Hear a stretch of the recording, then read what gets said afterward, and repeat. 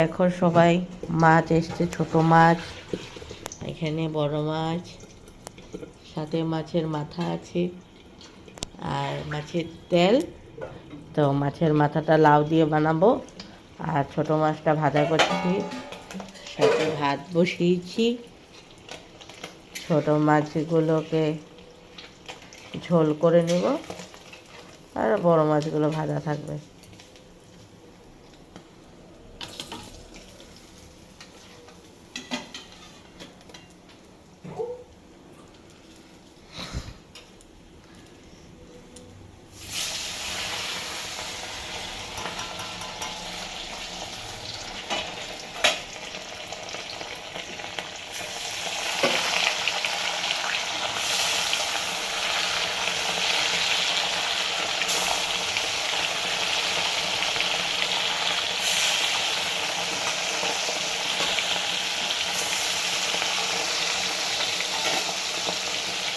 ভেজে দিব, আর লাউ কাটবো।